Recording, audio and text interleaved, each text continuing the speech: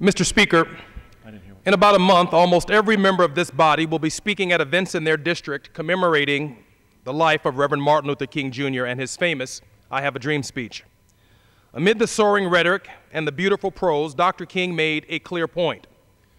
In a sense, we've come to our nation's capital, and I quote, to cash a check. When the architects of our republic wrote the magnificent words of the Constitution and the Declaration of Independence, they were signing a promissory note to which every American was to fall heir. That note was a promise that all men would be guaranteed the inalienable rights of life, liberty, and the pursuit of happiness. And I paraphrase, it is obvious today that America has defaulted on this promissory note. Instead of honoring this sacred obligation, America has given the people a bad check which has come back marked insufficient funds. But we refuse to believe that the Bank of Justice is bankrupt. We refuse to believe that there are insufficient funds in the great vaults of opportunity of this nation. So we've come to cash this check, a check that will give us upon demand the riches of freedom and the security of justice.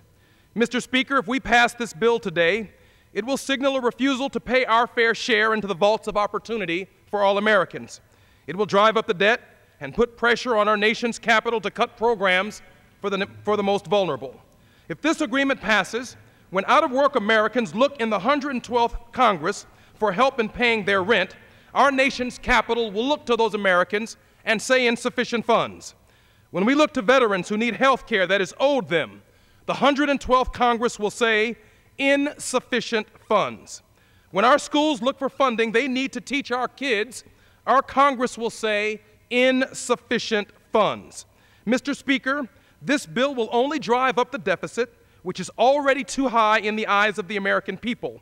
It will put even more pressure on Congress and the President to cut vital programs when we convene next year. If this sounds familiar to the American people, it should. In the early 1980s, President Reagan's budget director, David Stockman, conceived of a strategy called Starve the Beast.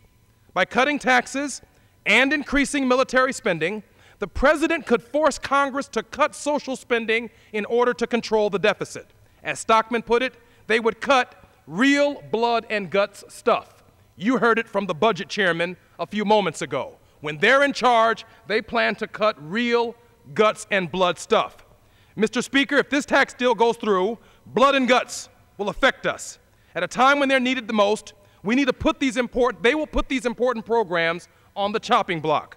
Indeed, Mr. Speaker, we refuse to believe that the American people should be forced to accept this tax deal, to accept insufficient funds. We see $858 billion that should be in the vaults of opportunity of this nation, and that's why we oppose this bill.